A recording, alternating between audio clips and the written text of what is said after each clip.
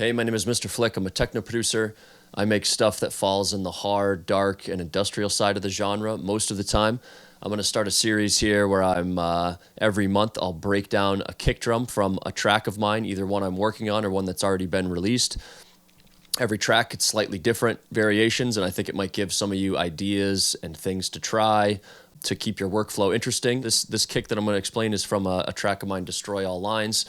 It's a pretty simple way I did it, using someone else's sample, but it'll be a good introduction on just a quick and easy way to get control of your kick drum and just some various ideas. So let's get into it. We'll hear the track that we're going to make. I'll play it from the breakdown here. Destroy all lines. That's what I'm doing. How long do you think you'll do it? Till I'm finished.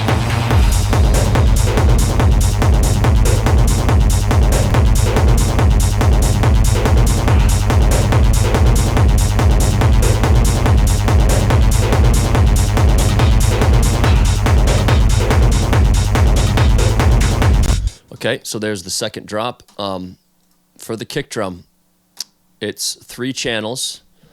2 of the channels are the same kick, and then I have a kick groove channel. They're all being bussed into this and processed at the end with just some OTT compression and some limiting.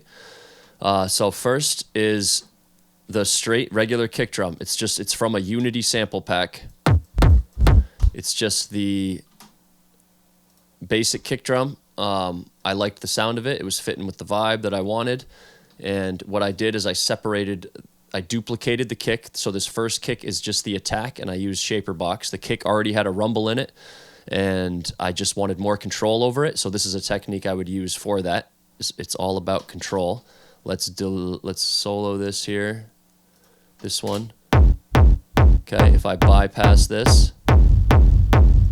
So I'm just using the Shaper Box plugin. You could use LFO tool as well to just cut out that rumble that's already in the track. A lot of times I would just make my own rumble. This one, I liked it and it fit well with the track. Sometimes you have one and it's not quite pumping the way you want it to, so you would do your own. So that's why in this quick tutorial, it's just about using an existing sound and how you can gain more control. So that is what I would do. I'd separate the main attack signal, and then this is the rumble signal. And this here, that is all I'm doing, is cutting out that first half of the attack of the kick. Okay, so now I have control of this level. If I want to bring it up, down, depending on how my kick is sitting within the mix, I have control of that. I could make it more mono. I could add more distortion to just the rumble. All sorts of things you could do. Okay, and then this third layer is my kick groove channel. What I did for this is I'm using a sound from the same sample pack, but it's a different kick sound. Sounds almost like a gunshot. I have it low passed and high passed, so I'm shaving off a bunch of the highs, shaving off a bunch of the lows. You can look at the EQ curve here, as you see. This is around 90 hertz, and I'm cutting it around 650 hertz. If I take that off, it's going to interfere with a lot more sounds within the beat. So that's a quick EQ thing I did. I have it going into a slight delay.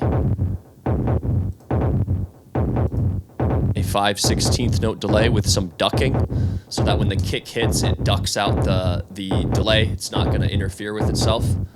It's a nice feature on certain delays. That's why I love the Echo plugin in Reason. It's got some of those classic features. And that's all I'm doing is using this to make a stagger pattern. I'm almost using a second kick drum as a percussion line. So let's hear that all together.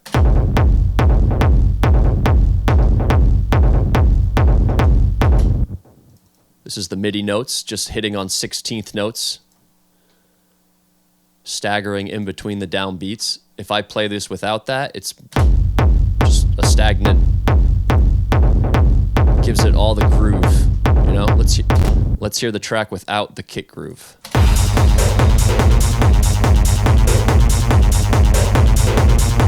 It's still nice, but let's add that in.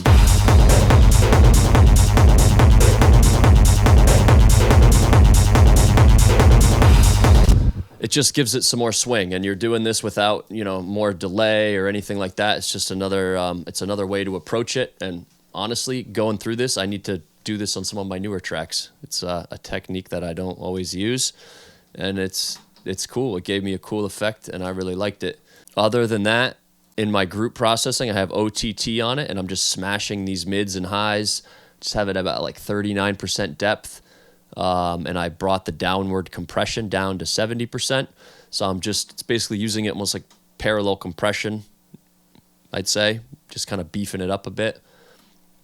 And then I'm just hitting it with a limiter before it goes to the master bus. And that I do that in the final mix stage just to get more gain out of it and to get it to punch through. So that's a hard techno kick technique for you in November 2022 from my track Destroy All Lines. I hope that helps you out.